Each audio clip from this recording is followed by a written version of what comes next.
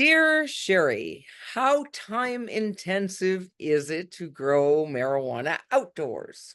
Thanks. Well, this is a great question and a follow-up to a question we did a few weeks back on how time intensive it is to grow marijuana indoors. And I'll put a link in the comments below to that video if you're interested.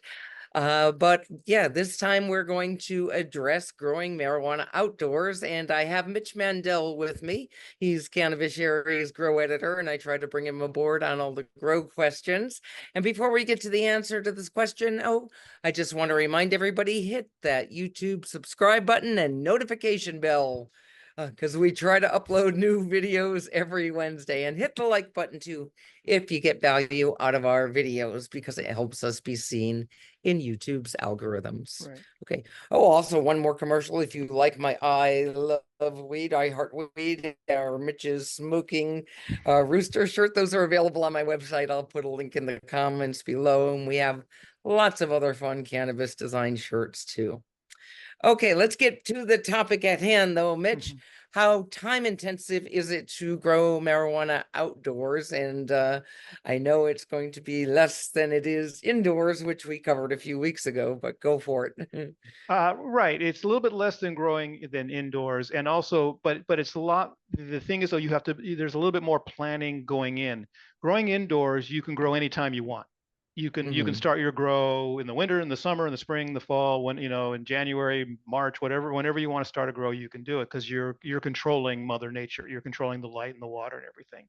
Right. If you're growing outdoors, you need to start just in the springtime and finish in the fall. So the time that you are growing is going to be the summertime period. So if you have vacations planned for the summer, that could get into the time you're growing. However, when you are growing outdoors, you can take a little more time away from the plant than when you're growing from the plants than when you're growing indoors, because you don't have a lot of adjustments to make. The sun comes up, the sun goes down. You don't have to worry about the lights.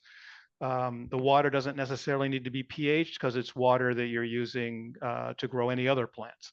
And nutrients, you can put in your nutrients ahead of a time that you're going to be gone for a few days, and be fine by the time you get back.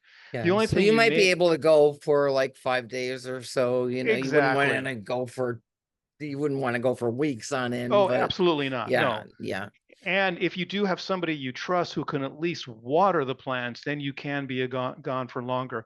I don't know if you remember when we were growing in Los Angeles and we were growing remotely outdoors at another location. We would only go once or twice a week because we did have somebody or once or twice a month, because we did have somebody that was watering the plants for us. So I would Right. go just to put in nutrients, to put in some new compost, or just check the plants to make sure things were growing properly.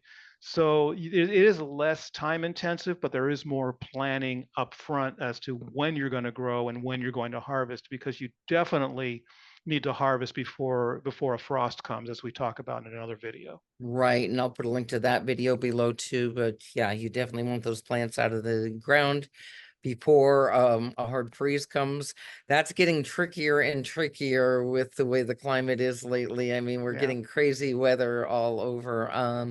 Right now, I mean, it's been way hotter than it should be. We're taping this in October, and we've been in triple digits in Northern California, and But at so it's been nighttime, crazy. at the night times, are you getting down to the 30s yet? No, so far Yeah. not. So yeah, so Okay. we really could have an extended growing season this year, but you can't always predict on that every year. So it's getting a little bit trickier with the climate, but yeah. So bottom line though is it's not that time consuming. You don't have to work on it every day once you set up the outdoor grow. No, the So most important part is making sure it's watered. Things are right. watered, yeah, and a little bit of So trimming here and there, but maybe an hour a week or less during the grow. I would say 10 to 15 minutes every other day. It's like half the amount of time of growing indoors. Okay, that's a Yeah, good and again, rule of thumb. and if you're going to be gone, you can saturate the ground for a while, and then be gone for a couple of days, or have somebody else water for you. Okay, good. Well, I hope this answers the question, and Yeah. keep those questions coming. We appreciate them, and we'll see you all next time. Bye-bye.